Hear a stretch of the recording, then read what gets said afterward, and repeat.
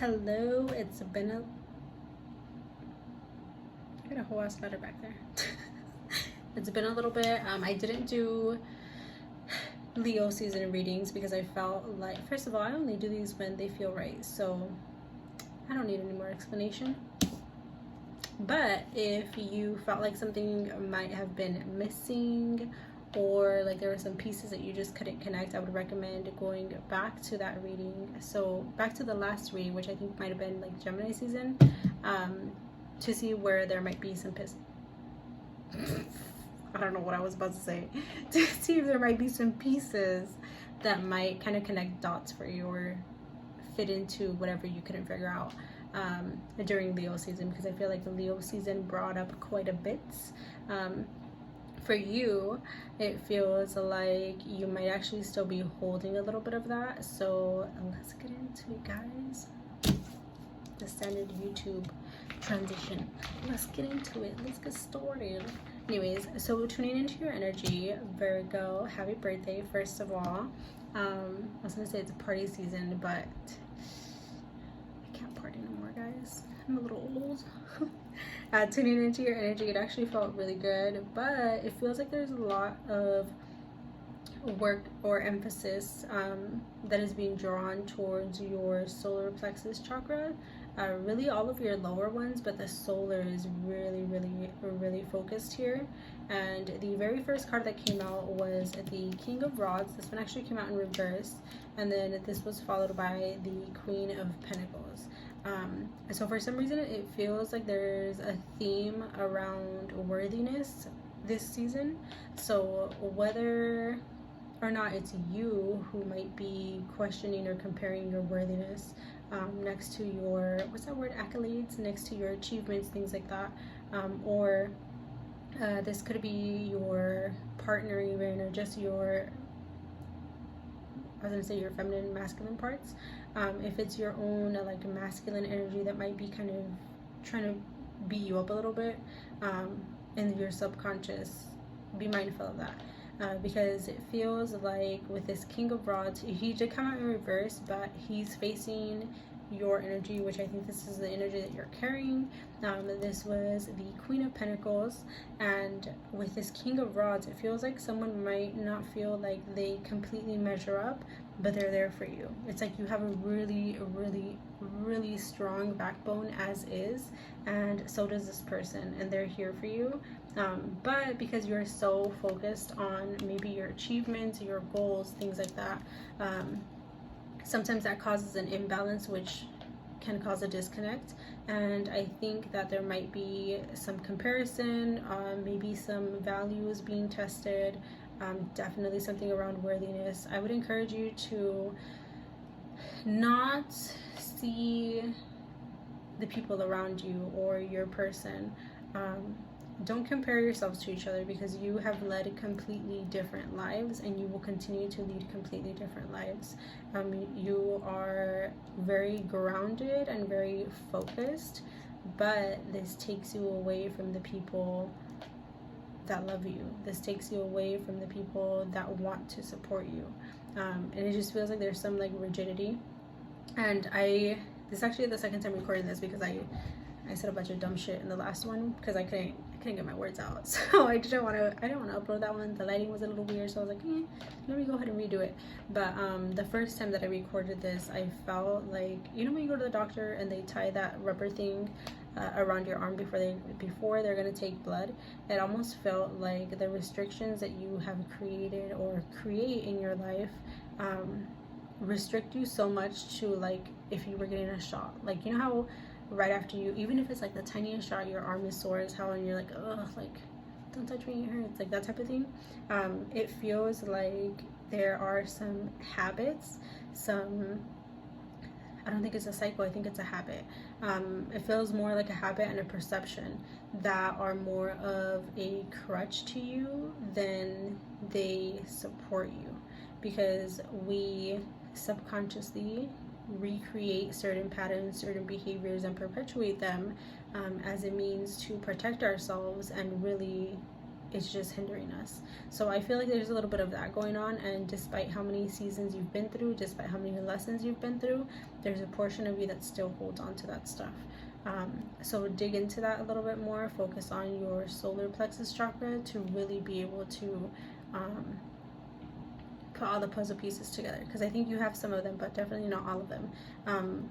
Whoever this King of Rods person is, I actually do think it's another person, but whoever this person is very much here to support you, but they can't do that if you don't believe in them. They can't do that if you don't trust in them, and your potential lack of trust or doubt in them is truly just a projection of any potential mistrust or doubt that you actually have against yourself. So be very mindful of that. Know that when you become a little doubtful, potentially even a little bit judgmental, you're really just talking about yourself. So pay attention to that. I catch myself all the time. Shit, if I ever catch myself judging somebody, I'm like, why am I being a fucking hater right now? For what? And then you just gotta pick it apart a little bit, and then you're like, oh, it's me. So have some of those moments. They're pretty refreshing when you allow yourself to dissect all the right things, not other people.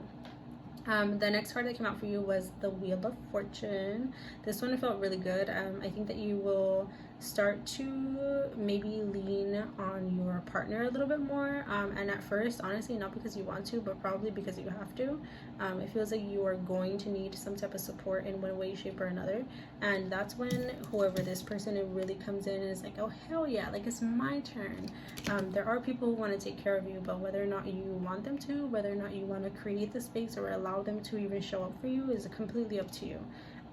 This is definitely something that is probably going to be orchestrated for you to see and for you to be able to trust a little bit more and learn how to trust, because I think there's something around that too. You'll see it, you'll learn it, you'll go through all the feels. And then the next couple cards for you were the Four of Wands, the Moon, and the Lovers. So the more that you are able to, I feel like, I just heard a complaint as I was saying this. I feel like the more that we hear things like release control, we're just like, well, how the fuck am I supposed to do that? Who's gonna get all these things done if I release control? Who's gonna do this? How is this gonna turn out if I release control? Like, release control in what way? For you, some of that releasing is going to be surrounded around leading. And learning when to take on the role of a leader, and also when to allow yourself to be taken care of. Releasing the control that we kind of try to like tightly hold on to all leads back to trust. And I think for you, this is going to be your biggest lesson this month for your birthday season, which is not a bad thing. You have the ability to truly dissect your subconscious, dissect your deep core beliefs, get to them, see how you might have been harming yourself, how you might have perpetuated certain things, how you might have caused a couple things, and maybe hurt yourself, hurt other people, things like that. I think that you'll be able to really dig deep this season. Birthday seasons are usually always like that anyways, like especially mine. Shit, I'm born during Mercury retrograde. Who does that? So your birthday season is always like a really good time to kind of get to the root of things and clean out your closet, clean out those skeletons. I think you will have a lot of opportunity there. And then also, I think in doing so, you will start to see the beauty in the connections and in the love that has surrounded you all of this time, because it's going to be clearing a lot of that fog for you. And then if you are not already in some type of connection, partnership, relationship, situationship, if you're not in one of those already, this support can come from friends, family members, even in career if somebody is promoting you. This support can be from your own masculine and like feminine energies. It can be maybe from someone who you didn't even think would support you, type of thing. But I do feel like there is a huge opportunity for you to truly create those connections that you desire by allowing yourself to trust those connections to begin with. Trust them to be there for you. And back to seeing things for like the beauty that they are, or however I worded that. I got the Four of Wands, and with this one it almost feels like you might encounter something and you're like, oh shit, this actually like really good, like, oh, this is actually a really good opportunity. And a part of you might actually want to doubt it. You might look at it like, that's it, like I can do better than this, I can do better than that, whatever. But don't knock something that you haven't truly dove into, because on the outside it might not seem or look the way that you as the Queen of Pentacles would expect, because this is a Four of Wands. Like, there's not necessarily like a concrete foundation here. So you might look at this and be like, oh hell no, like that needs a lot of work. So before you do that, trust that the opportunities or circumstances, the situations, the people who arise and who show up for you, there's more to them than you've allowed yourself to see. And that leads you to this beautiful Lover's card. It's one of my favorite ones. That shit looks good as hell. It is a blooming. Also, I really like that this card is not like, it's not like some super skinny girl, because she looks real. They look real. And that's another thing that you can remind yourself of, is that what shows up for you is truly for you. It is real. You don't have to doubt it. Just allow yourself to lean into that trust. Allow yourself to dissect all of the right things so that you can see the beauty that has already surrounded you all of this time. And also, I was going to say something else, but I forgot, so I guess it's not relevant anymore. But if you are not in a committed relationship or anything like that, I think you may have someone who tries to show up for you. But the main message, if you're not already in a committed relationship with someone, is to have fun with it. That's it. Have fun with it. Let them show you what they want to show you, and believe what they show you, not what they tell you. That's all I got for you today for your birthday season. I'll pull one more, actually. I'm lying.